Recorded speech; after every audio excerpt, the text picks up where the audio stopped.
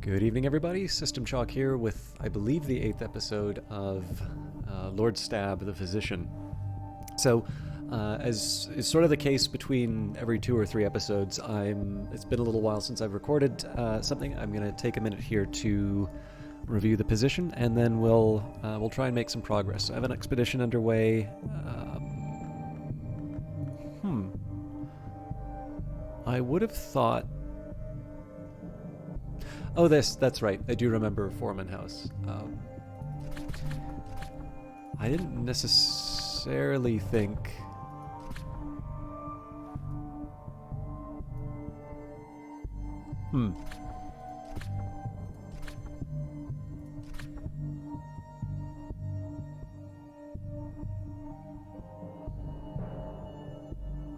Okay, yeah, I'm remembering the text for this. The expedition was a little bit of a confusion for me just because I remember we've got quite a few rivals, renegades, and otherwise troublemakers. So the way we're going to deal with this is to try and recruit them. Now, as far as I believe it was Connie. Yes. So the others do not have a grudge. Connie does. This is because we tried to use a snare to sort of stop her from taking, I think it was Karashim. So in the end, not exactly the sort of thing I should have been scared about losing, but we'll see how it works. Again, I have turned people into renegades before. I do not believe I've successfully recruited one before, though. So that's going to be something that we're working on. We're going to achieve that through getting more edgelore. We do have a few texts that we haven't translated or read yet. We're currently working on right now. We are translating a true and accurate history of the Shadowless Kings. We should get a few extra books out of this expedition, and if I recall correctly, what we're probably going to wind up doing is sort of be a little slower on expeditions in the sense that we're sort of... It's like just-in-time expeditions. So in this case here, because we just have so many opportunities for people to potentially take our expeditions out from underneath us, it's going to be an expedition and then explore, then an expedition, then explore, basically just not giving rivals an opportunity to start looking at other locations. We've been working at the Institute. We're okay funds-wise, but I could be better, so that makes sense. And then I think we need to start doing some more naughty things so that I can make my way to the spider's door.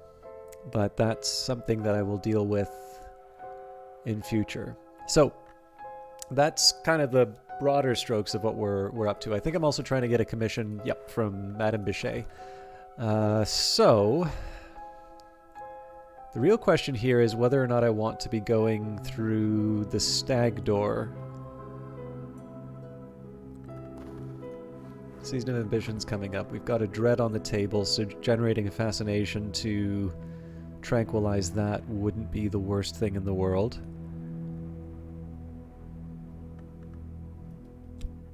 Well, let's roll the dice. I can try and do a painting too. Alright, the wretched dead. When the dead return to us, they use what matter they can if their bodies are gone. Dust, rust, cobwebs, scraps, and tatters. Now that we have broken them, these tatters are all that remain. And Madame Bichet would like a very substantial commission on Moth. Okay.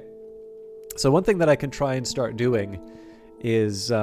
actually, you know what? Before I go any further, let's actually start bringing in some more disciples. That's a big factor that I haven't really been thinking about. So in this case here, I'm going to take a different approach. And in fact, this is going to be something that gets rid of the dread. It's worth remembering that dread actually has edge aspect, so I could use it for recruitment as well, but definitely not for a disciple.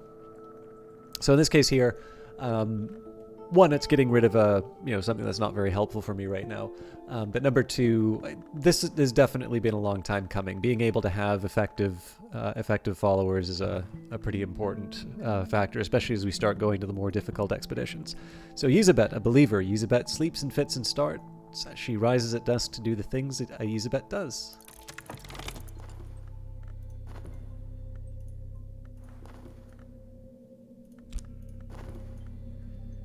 Alright, let's see who's coming after us. Oh, this is actually one for me. It's been a while since I've taken the priority. And because I'm feeling a little bold, let's take a minute here and do a painting. I've got enough reputation to be... Well, sorry, I want to be careful about that because I am actually trying to get rid of my staleness. So let's do that, and let's do a painting about a fleeting reminiscence. So we don't have anybody to sort of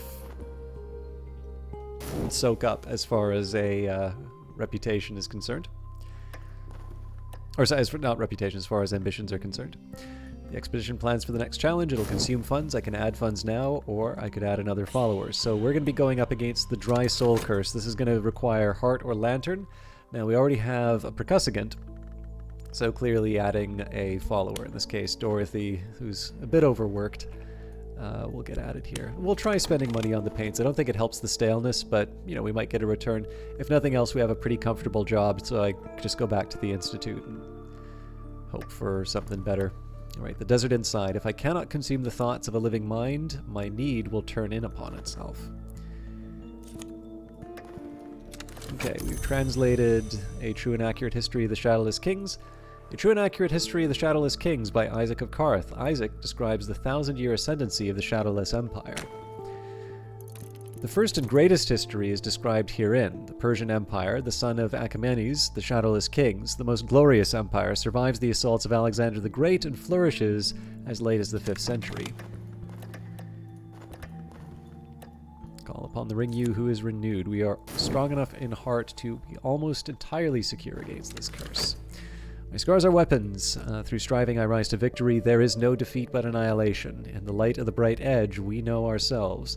I pledge myself to the service of the strongest. So, Elizabeth was just here, just a moment ago. Just here. Almost certainly. Okay, let's bring Caro up. Now, my Lantern followers actually tend to be very helpful. In this, as with a lot of cases, Lord Stabbe is a very different approach. Not actually just compared to the previous playthrough, which, you know, obviously there's limited benefit to referring to that, because if you haven't seen the previous videos, what is it? That doesn't mean anything. But even the way that I normally play the game, as you know, as I sort of pointed out in the previous video, having so many rivals on the table and just generally being very direct in the way that I answer a lot of problems it's really not the way that I tend to play this game. So it's interesting to just find myself in maybe some unfamiliar territory. Okay, I'm going to need to spend some reason with Enid. My lover and I contend in the spaces above and beneath the flesh. I must match their intensity. Together we are brighter. Alright, my recent work has accrued modest fame. My paintings have reviewed well. Okay, so I got a fascination out of it. I was not expecting that. Contentment, which would have helped with the dread had I not gotten rid of it. I'm not that worried about the fascination. That's something that I'll get rid of soon. The light of the Mantis dims in me. I am less than I was. I need conversation. I must have those particular conversations. Okay. It's mostly just so I can get the glimmering.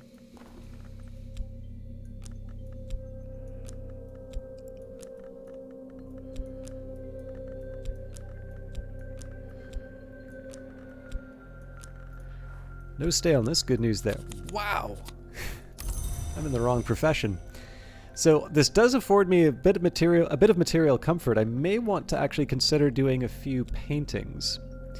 So in this case here, let's do the moth one. And the reason why I want to do the moth painting is because that can sometimes generate old and happy far off things. And I'm in a position to be able to deal with that a little bit better than some other circumstances. So we'll run with that for now.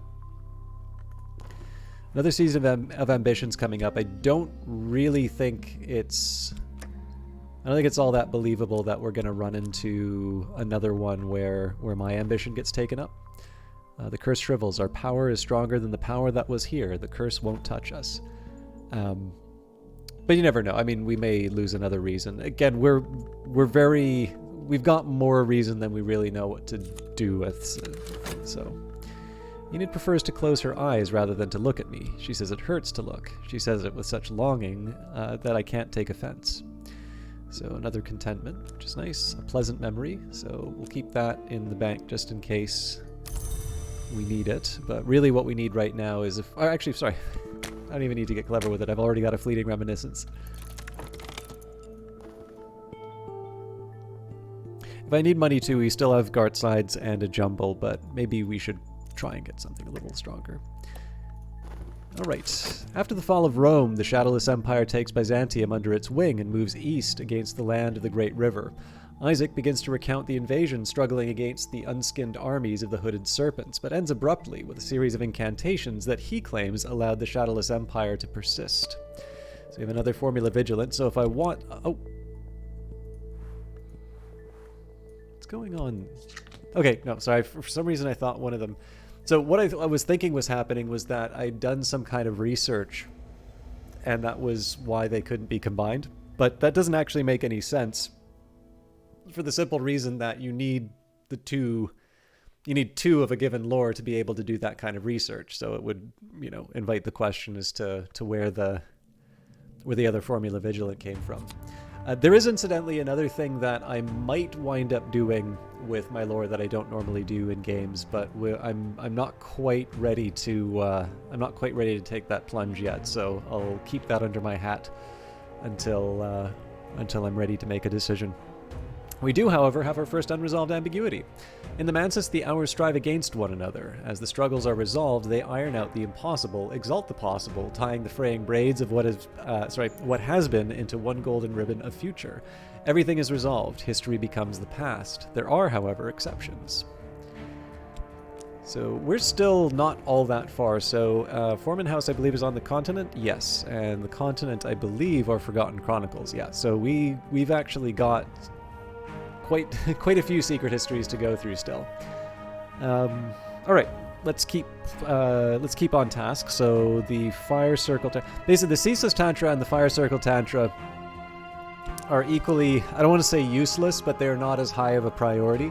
I'm reasonably advanced in them. I guess technically, given that I can already improve the Formula Vigilant, I might make a small argument that the Moth is slightly more attractive.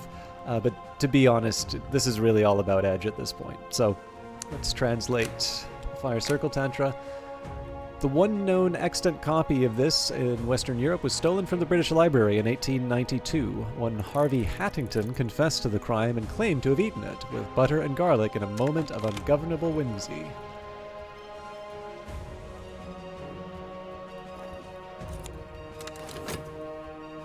And Cat Caro. She still performs in the theaters sometimes. Cat Caro, the posters say, finds the path. Cat Caro knows the way. And finally, we get to raise Enid even higher. So Enid speaks softly, and sometimes her gaze doesn't focus on anything visible. She sees things that others don't. Okay, so Natalia Dragon. Now, Natalia Dragon might do something regrettable, like trying to end the weary detective. Alright, here's another Who Would Ascend Before Me. And I finished the manuscript, so the question here is, do I want to go to the Institute, or do I want to try and turn in the commission with Madame Bichet? I think I'll do one Institute, one commission, one Institute, one commission. The casts. In the room that overlooks the grimy glass of the broken conservatory, twisted shapes, yellow pale as maggots, recline on slabs of wood. These are the plaster casts that Foreman made of the poor souls inhabited by the creatures he studied. In some of the figures, the entry holes are visible in the relevant surface. In others, we might assume the creatures entered by ear or mouth or elsewhere. Alright. And Arrival is at their business in the shadow. They're still in hiding. What exactly are they up to? Almost always this will end inconclusively, but occasionally Arrival will manage to increase their power in secret. Consider tempting them out from hiding by leaving an expedition open. So I always imagine that this was to basically prevent me from doing what I'm doing right now, which is I'm saying, okay, well, I'm going to preserve my expeditions. Basically, I'm going to preserve my expeditions until I can, how do I put it? I'm going to preserve my expeditions until the, I'm ready to use them. And by giving a mechanic which says, well, if you take your time on these expeditions, they're just going to advance on their own, that's going to force me to deal with them. Now, again, I want to try and recruit these people, so I'm not quite in a position where I want to eliminate them yet. However, I do apologize doing this, especially because it's a pre-recorded video, but I actually need to step away from the keyboard for a very brief minute. It should be, no more than 1 or 2 minutes. I'll get this done really quick, and then I'll be back for the rest of the video. I'm sorry for this. I'll see you in a second.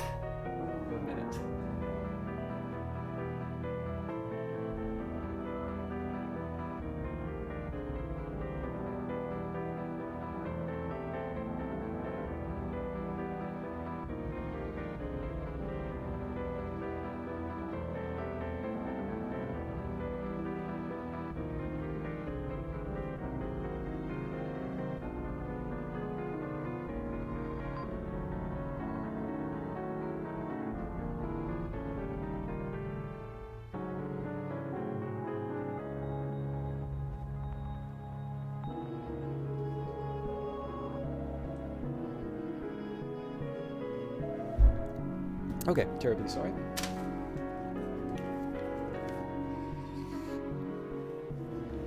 So yes, I'm not going to worry too much about this because at the moment here I want to do as many expeditions as I can, and I want to do the expeditions that will get me higher edge. So I'm doing everything that I want to already.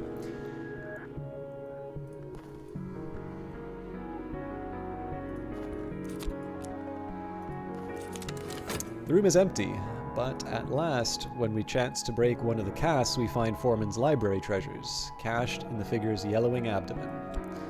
So good work, Dorothy. We've got a notoriety. At this point, we're not too worried about notoriety. I've got several very good ways of dealing with that.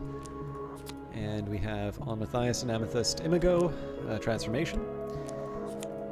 We've got the Deeds of the Scarred Captain, so I'm going to put that right at the top of the pile.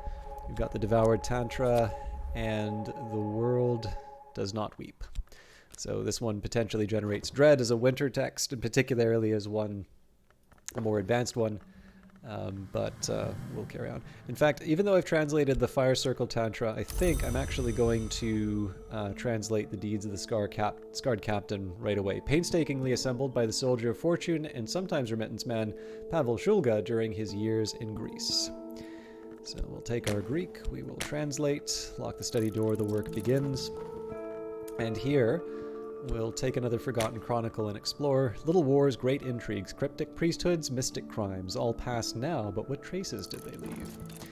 And we will... So this will make the Callagine and Percussagant a little late for the expedition, but... Enid sees what others do not. It is becoming difficult for her, but it is very useful. Okay, so we'll have the Callagine have a chat with the Percussagant. Oop, I wasn't paying attention there. Okay, Season of Suspicion coming up.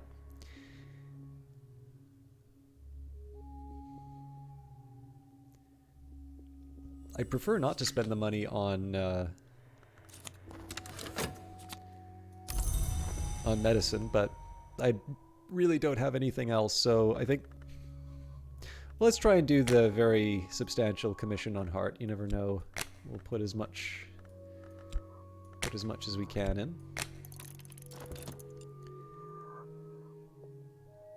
And I think I'm actually going to do a passion dream. This could have negative consequences, but it could also potentially just give me a very restful sleep, which will get me a vitality as well.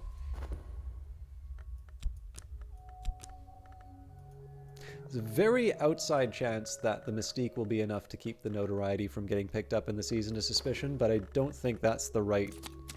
I think that's the right approach. My rival has been up to some kind of mischief. The Suppression Bureau may take note. And Natalia has not advanced.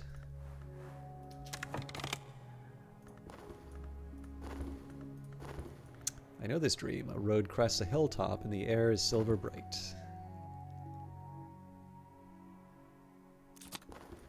Alright, let's translation started. We've got our next location, the Chateau Reveling. The favorite stories of the Comte de Reveling claim that they descended from the first Sun King. Other stories have them prowling the forest in wolf shape.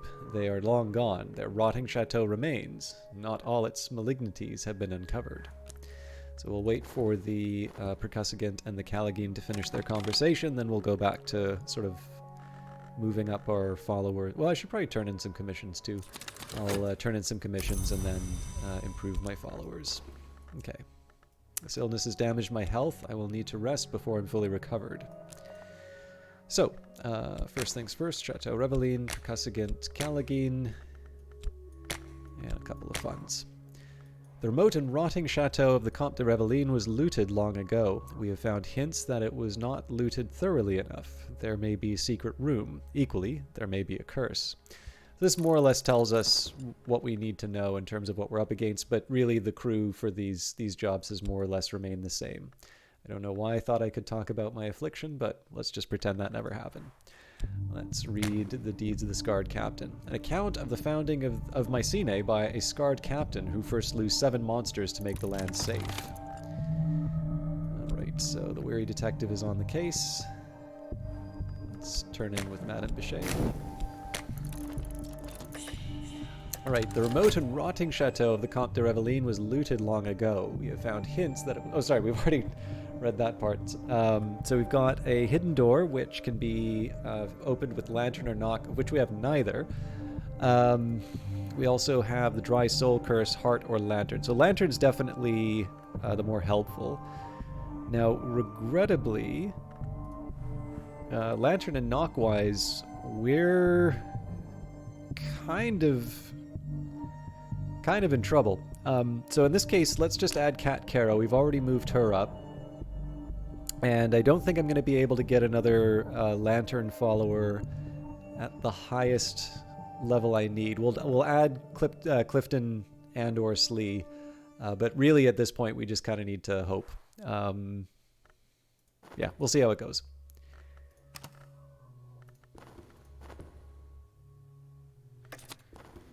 Right, rumpled fields at the wink of a river, a tingling chill. And no special vitality there. Unlucky for me. Ah, that was quite the show there. I've never seen that happen. Okay, we'll do the go back to the Institute and then we'll do another commission. I received the currency of the secret world and my patron has let tantalizing information slip. So, oops, wrong order. So turning in commissions does help me out as far as generating more mystique.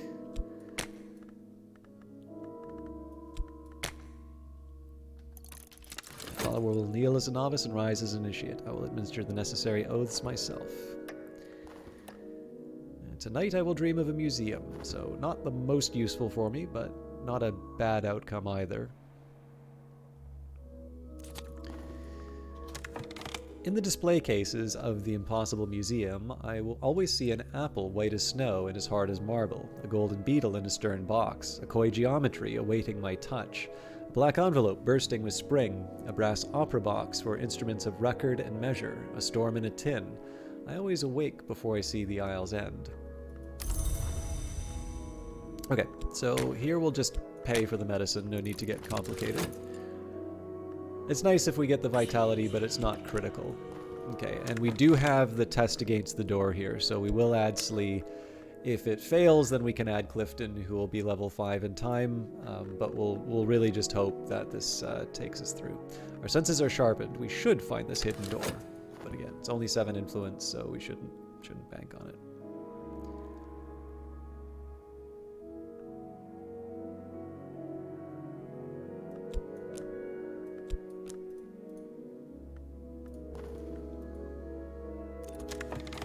Alright, as the captain destroys each monster, a flood of blood rises higher until at last a priestess drowns and is reborn as a serpent goddess. She blesses the captain, and he departs for the house above the forest, leaving Mycenae to reign supreme after the flood of blood subsides. So we got the colonel's names again, which isn't necessarily the highest level we could work with, but We'll now read the Fire Circle Tantra. Herein the great hooded princes are shown beseeching the wood to rise and devour an invading Timrid army. The Dapple King, the Honey Tree, and the Sea Twins all deny their request until they enlist the help of a burrowing secret keeper.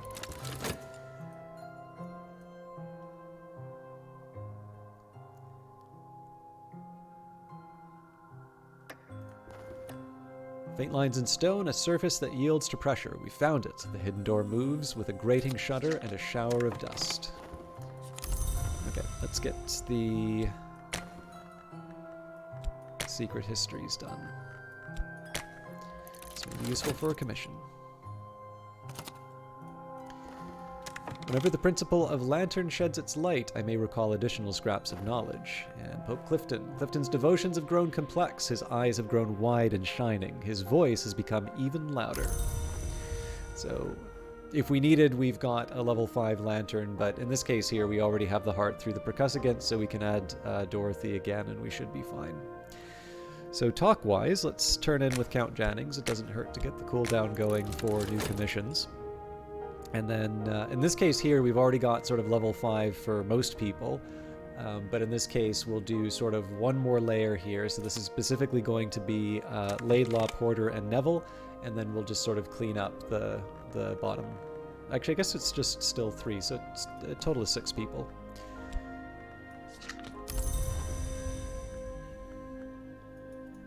Okay, so we have 42 seconds. We can move someone up. Knock is very helpful, so I'm going to start by moving Neville up. Plus, I mean, it's Neville. Of course you want to move him up.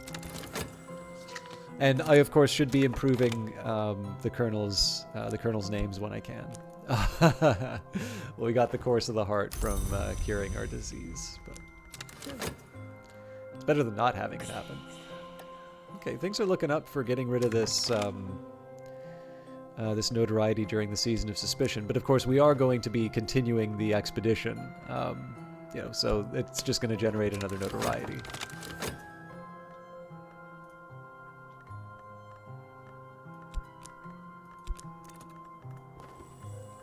Dusty facts have become clear in my brain, for now at least. It's getting a little crowded up here. I didn't really plan that out very well.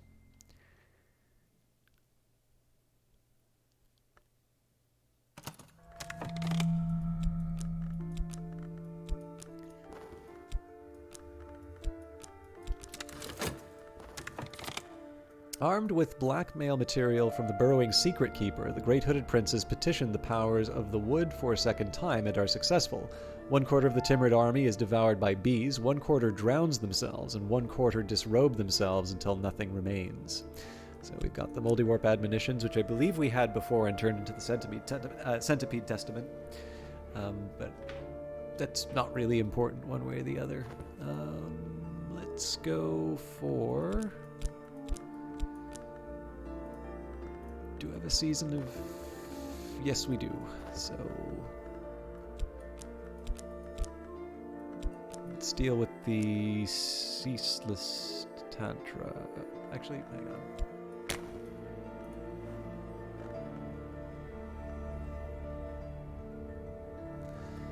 So I think it's Forged to Edge. Yeah, so in this case...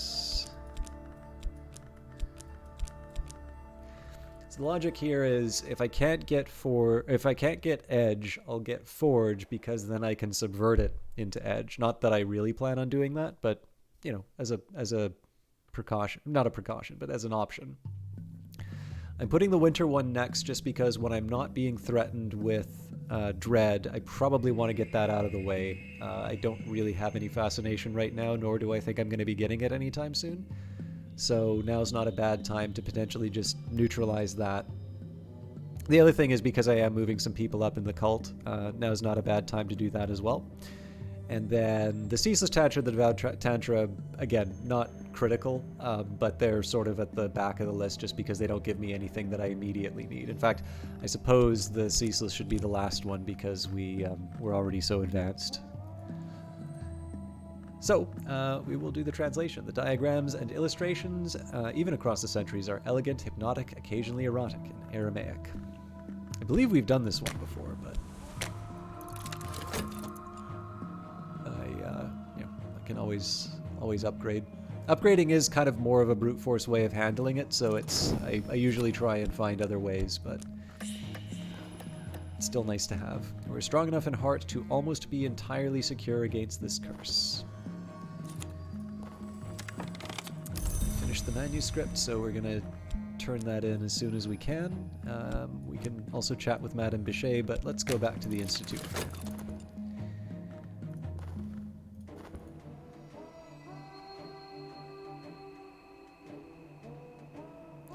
So I'm not consistent with this, but I will turn in with Dr. Adim first, because getting the countdown running sooner rather than later is best. And then we'll ask for a new commission from Madame Bichet. All right, Neville's gaze has grown furtive, and his voice is sometimes shrill. He speaks freely of his dreams. So we're gonna turn in with Dr. Adim.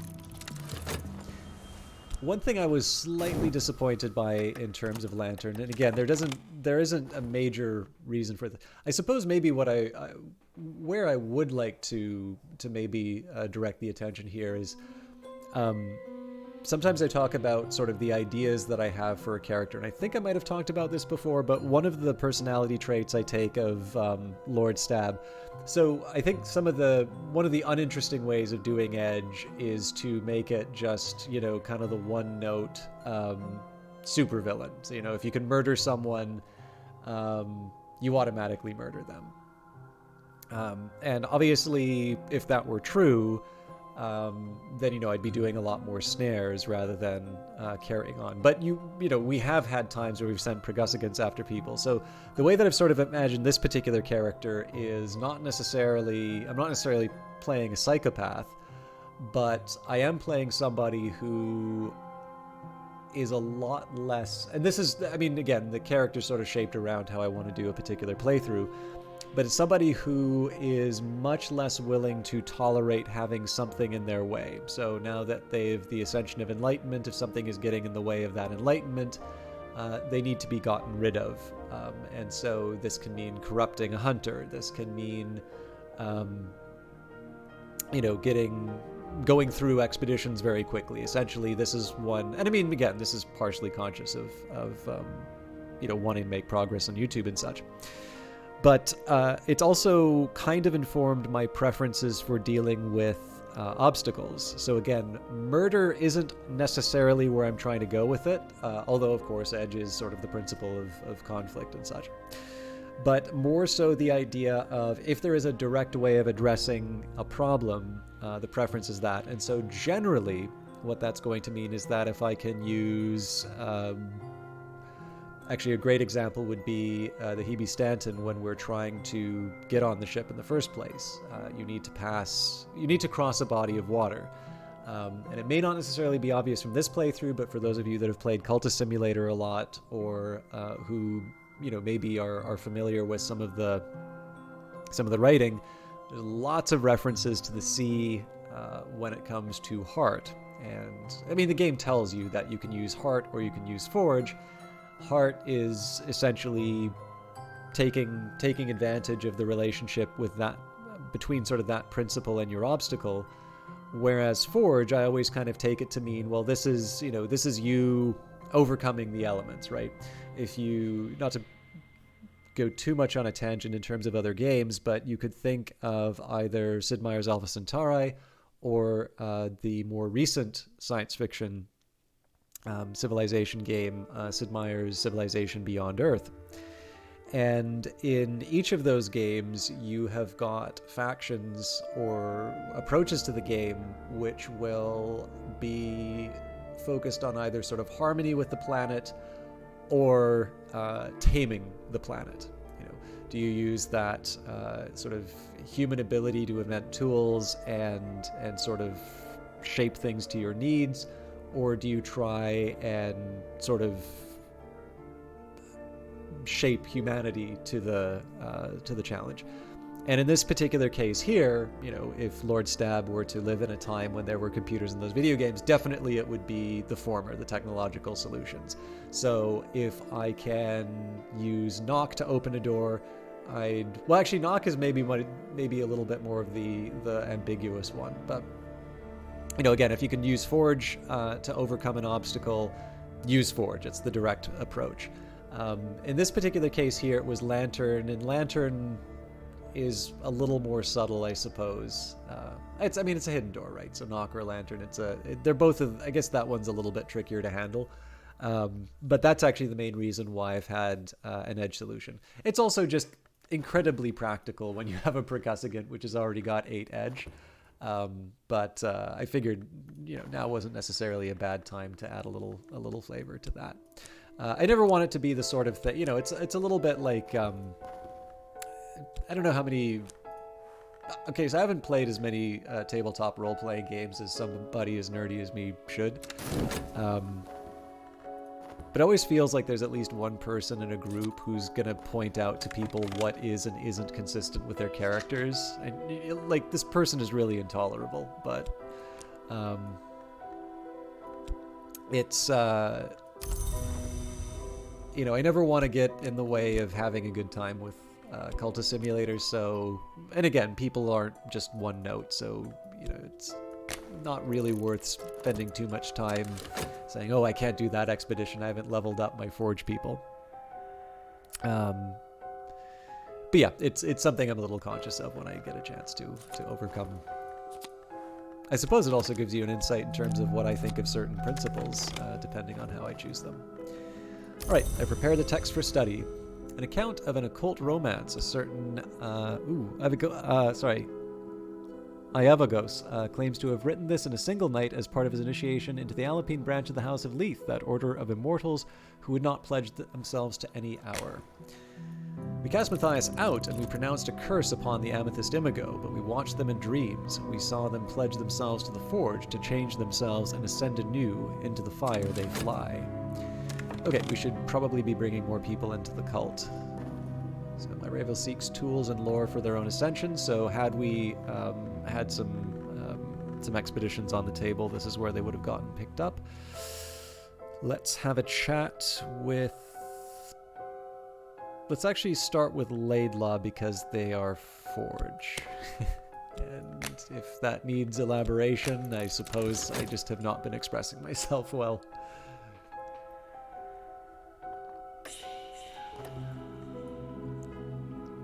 Treasures lie before us. We do need a bit more cash too, so let's spend a few more turns in the Institute.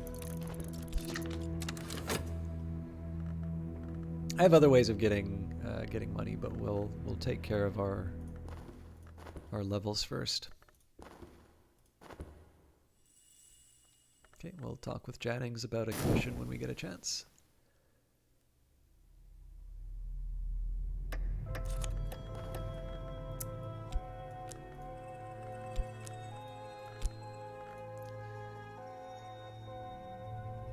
It's going to be a little awkward with the percussivant because the Callagine is going to need to get rid of the evidence. Behind a rotting tapestry of wolves hunting men, a paneled wall. In the paneled wall, a secret door. The spring is long gone, of course. We had to smash it in with hammers. And Laidlaw. Laidlaw has learnt the cleverer uses of fire and copper, wax, and acid. Okay. Let's leave the talk verb open so that we can send the Callagine to get rid of the evidence right away. This is the first of the practices that the Imago and Matthias used to begin their ascent to power. They have risen beyond our sight, but their flames may yet burn in the Mallory.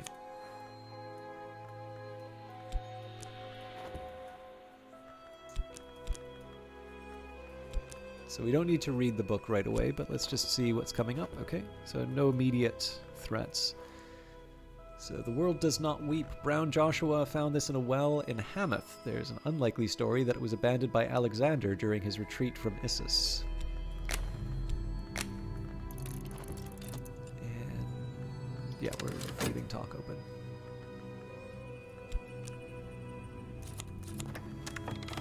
I'm certain that my adversary has lodged a copy of their notes somewhere with their solicitor, with their superior, or even with a contact in the press. This is troubling. The last treasures of the Comte de Reveling lie here, in a surprisingly airy room. High skylight windows have long since broken, and the floor is lost underneath the leaves and debris. But once this place was furnished as a nursery, here is a cradle with the skeleton of a puppy.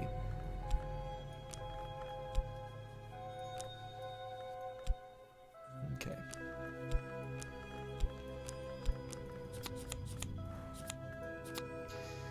So we've got the Morphe Codex in Aramaic, so that's one we can read. We've got the Book of True Blood in Latin, so that's definitely one I want to focus on. The Cinnabar Amulet, if I recall, is like the Whispering Amulet. I think it's more than one. Nope, I don't know what I'm talking about.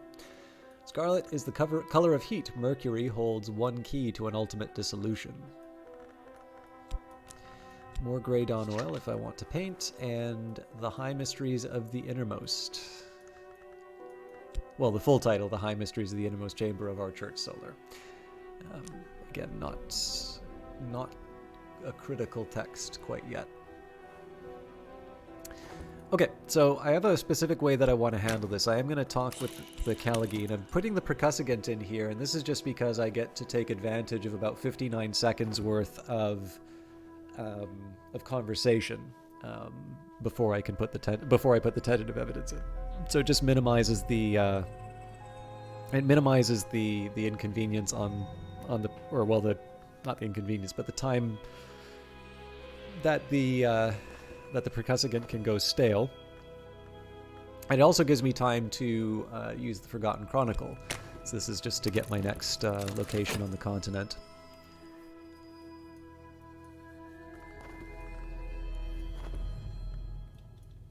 And if I want to do the commission, I can, but I don't think it's the... I do think I need to get my funds up, given that I want to go on some more expeditions sooner rather than later.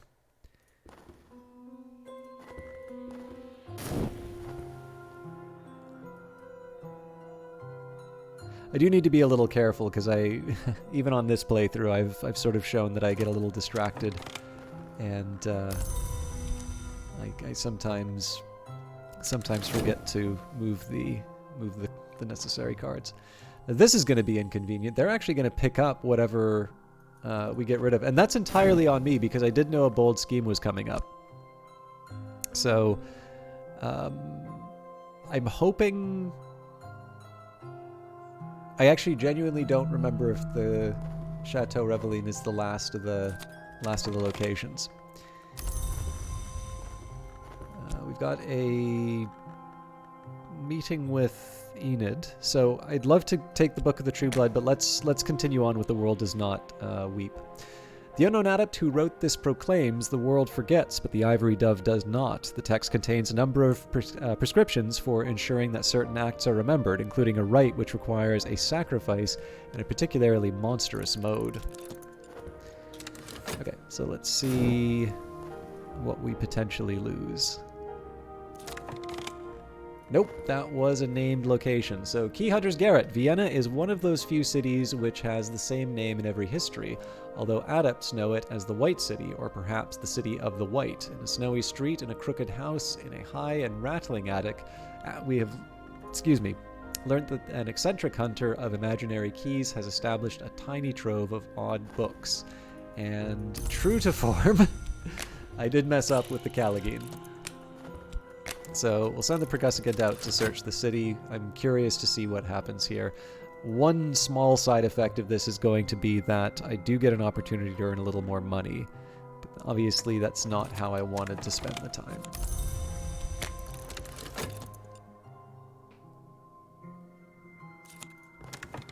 Okay, streets strange by moonlight if I feel like going on trips. I always wonder if we find people we can hire, exactly what the conversation with the percussagant and the shifty woman is, for instance. Okay, an opportunity to use a snare. We don't have one. We can't generate one. So at this point here, we really just hope that they don't succeed.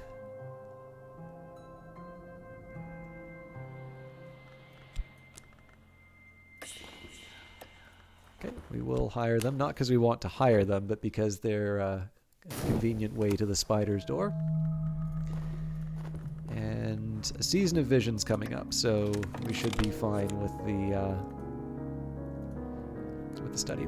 The hours try to bury the memory of what happened to the wheel, the flint, the tide, and the seven coiled, but the dove won't permit it, nor will he permit what happened to the first egg to be forgotten, although it is perhaps the one thing that the watchman might ever forgive.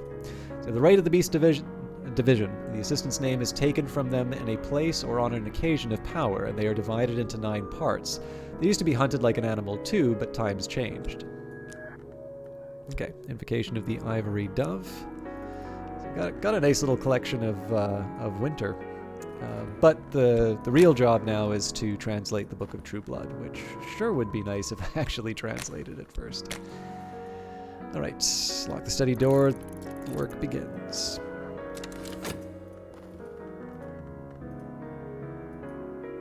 Descendant assassin. I await word. Oop. Shouldn't neglect Enid. My minion has returned. The evidence has been destroyed. I am a little safer.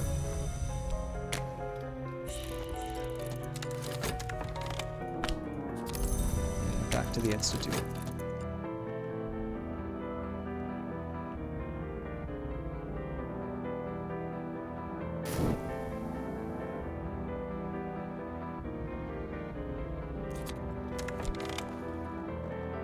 Enid prefers to close her eyes rather than look at me. She says it hurts to look. She says it with such longing that I can't take offense. Now, I don't think I've ever seen a fleeting reminiscence from this, but then again, I also don't do romance a lot, so... Marvel has failed in their expedition. Whatever they sought here, they haven't found it. They've abandoned the expedition for now. So, I got lucky there. Let's try and be a little more careful with my expeditions in the future.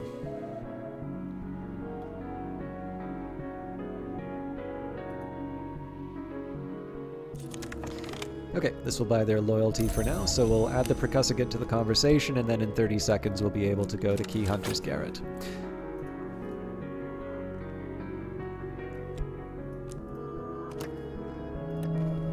And another season of suspicion coming up. Not a whole lot we can do about the weary detectives, so we'll just let it run. Cassius the Tommen reveals the deeds of the unnumbered Legion, the secret army that protected Rome against the Shadowless Empire. The Legion's legate answered directly to the hour called the Tribune of Scars and was promised immortality if he died in battle.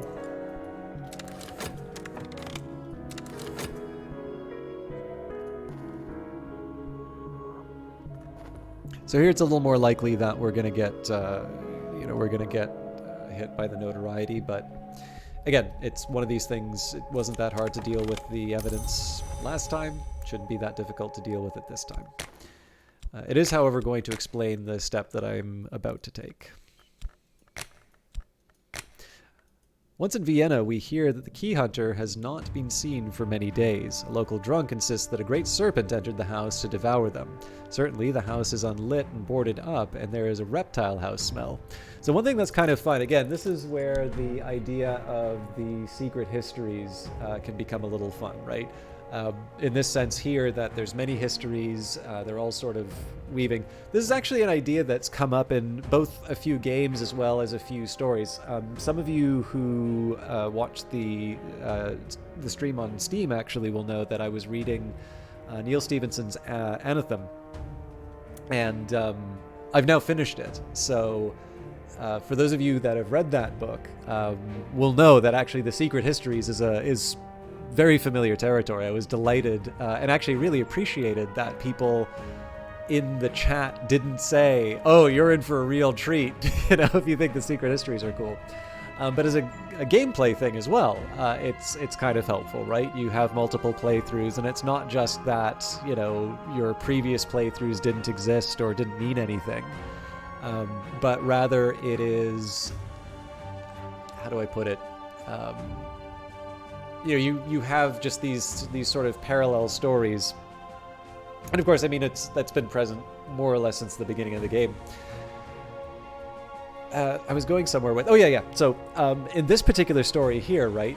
Not every time that I play this game is it going to be true that that Douglas the Troublemaker intercepts the trip to Vienna. But what I like to imagine in this particular case is that Douglas, through failing in this mission, was actually the one to unleash the serpent in the house of the Key Hunter. And this is the particular history in which that happened. Now, that serpent is always going to be in this location, So if I could just simply kind of take some meta game, and be, just say, okay, I'm going to throw a couple of knock followers in because I want to deal with the serpent. But in this particular case here, you can imagine that this isn't information that would be known by Lord Percival Stabbe. And so instead, we get to fill in the blank for ourselves and say that Douglas was the one to unleash the serpent. Perhaps Douglas is the one to unleash the serpent in all histories, that is in fact the one common point, but that Douglas is only employed by the Suppression Bureau and becomes corrupted in certain histories.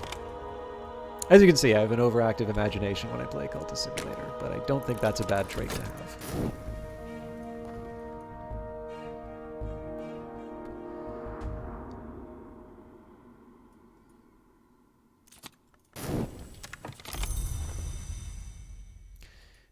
In fact, we're getting kind of close to the end of our time together, so one thing that I can say is I've been really appreciating the comments that I've been getting, and this is one thing I've wanted to do. I don't spend as much time sort of talking about individual character traits. That's something that recently I've been getting a little bit better at, but it's not something I've been very consistent on in this playthrough. And it is something I've been thinking a little bit about potentially doing more of. And that's, again, partially in response to some of the comments that I've been given. But the one thing I don't want to do too is take an hour-long broadcast and then just use that as a platform for lots of monologuing. I think sometimes there is some value. It's certainly one thing that keeps me coming back to Cultist Simulators, being able to put a little of myself into the game. Even if that is, again, it doesn't have to be personal experience. I actually know very little about running cults. But, to be able to,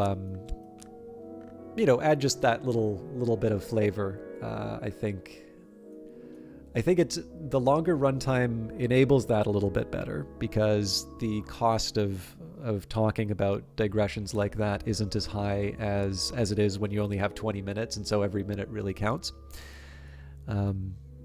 But number two, I mean, again, if you just play this game for moving the cards on the table, it's enjoyable enough, but it's maybe not the most interesting thing that you could do. And as a result, I do like to highlight the fact that there is a very rich, despite the fact that the creative lead on this game, has written a book called Against World Building.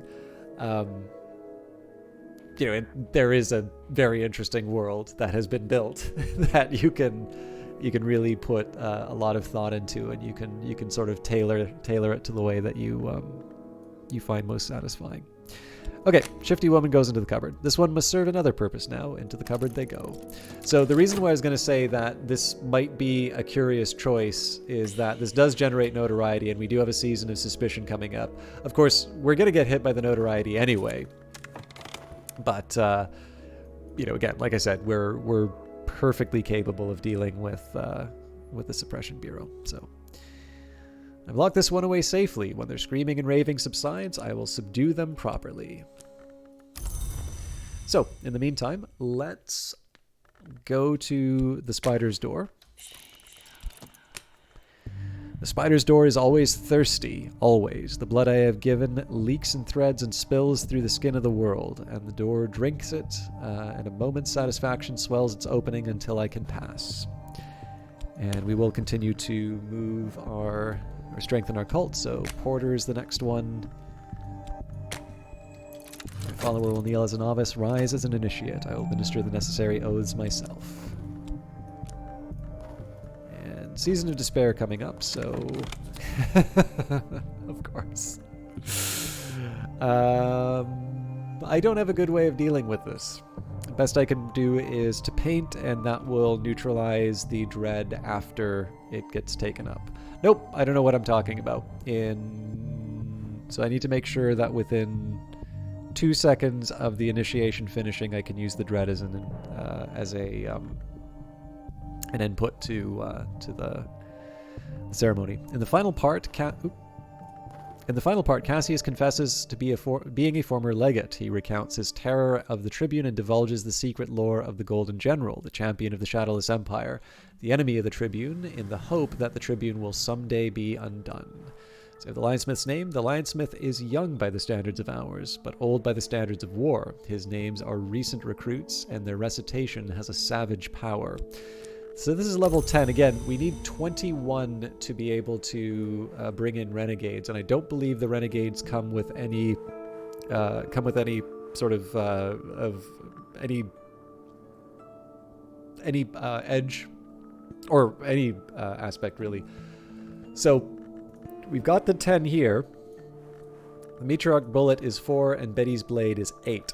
So in this case, we're still 3 short. So it means that even with the Lionsmith's name, so we could upgrade the Colonel's names, we could upgrade the Lionsmith's names, but I believe we're still 1 short. Alternatively, we need an even more powerful. Can't remember what it takes for a painting. Not that we could do it anyway, but I should look into that. But yeah, it's not easy. Is what I'm trying to say. All right. Lantern or knock again. Well, first things first, Victor, if you don't mind. Oh, we should also be studying. So, Devoured Tantra is next. We will translate. A diplomat priest Stanislav John Schaller transcribed this from the library of a Redlong, but his manuscript remains in a private collection in Karasham. Well, it used to. Obviously, it's in my hands now. Okay, work-wise...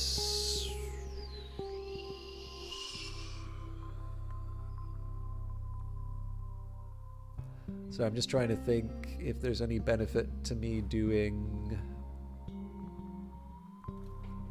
a painting now as opposed to later. I'm trying to generate contentment out of this. Nah. I may get a fascination for all I know. And let's do a painting about my dread. I don't think that's going to help me dodge the Season of Despair, but you never know. Eyes like gas lamps, scales like black jade. A serpent is a powerful foe, but it's nothing before us. So under normal circumstances, what I would do here would add someone like Enid or Neville or Cat Caro or Pope Clifton, but if we fail, potentially one of my important members gets lost. The serpent rolls and roars. Its death throes shake the earth, but it's dying. We will pass. So I don't want to add... I only have 2 of the powerful individuals, and so... The reason why I don't, even though it might be more expedient for me to do that, the reason I don't add them at that time is that because I only have the 2, so they're each 5 power, which means I need both of them to get the highest level, I potentially lose someone and I can't bring them back into the expedition, which means that I'm not just in the trouble of being down a follower, but I'm in the trouble of potentially failing the next objective as well, or having to throw a lot of money to overcome a challenge, which should have been simpler. So that's why I hold off from cramming people in. Okay, let's try the... I can never remember what's behind these because I haven't been to the spider door in so long, but let's try the Chamber of Ways. Wrong door. Oh, that's right. If you go to the Mallory, you potentially get physical stuff. All right. There's a door that should not open, and even now its hinges are roused. Last night I came to the Concursum, the crossroads of the Mansis, which has been called the Chamber of Ways. From here the hours may pass to any place in the Mansis. Here the Hordak spoke to me in her voice that is older than any living thing, and she said, "There is a door that will open for a little while. This is the time, and here is another division." So I've sometimes sort of felt that knock influence should potentially open some of the doorways for you. This might just be because I really don't like having to get bodies for the spider's door, but Porter goes unnoticed until he's ready. Okay. Now would have been the time for me. I am such an idiot. So I could have gotten rid of the dread with that initiation. Okay, well, we'll throw the paints in. I will actually avoid I'll avoid the initiation. Just to try my luck. Yeah, there's no way that's going to work. But we're going to get a contentment anyway, so. Unless I try and do something with Enid in the meantime. So, yeah. So, that was silly of me, but it's not a catastrophe.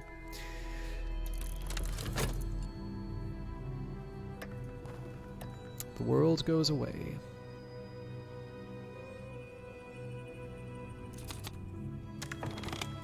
So, more evidence. We've got the Devoured Tantra. The Devoured Tantra War. Actually, you know what? I will read that at the start of the next broadcast. I am gonna just roll over so that the painting can properly happen.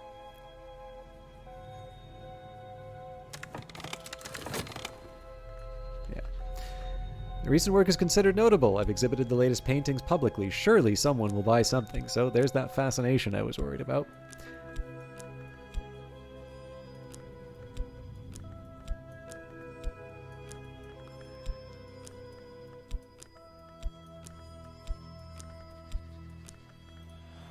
No staleness.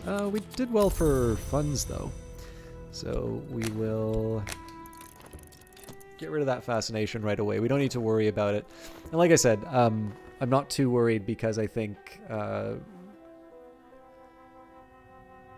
there is actually one scenario in which I actually wind up worse off with my bleak thoughts. But we'll deal with that if that comes up. But we've got the hit the hour. I'm gonna have a little trouble.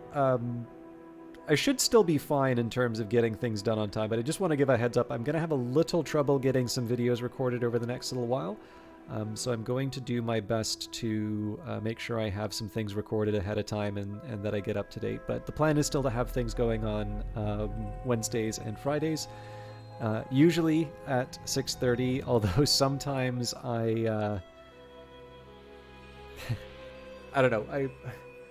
What tends to happen is I'll be in a rush when I upload some of these, and I'll hit 6:30, not realizing that it's AM, not PM. I use a 24-hour clock, so I should know better, but I know YouTube doesn't, so it's the only. 6:30 means the same thing, or doesn't mean the same thing, but I mean, it should just be looking for 18:30, but when you put the AM and the PM, you don't get used to looking for it. Maybe I'm just careless. That's the easy answer. Anyways,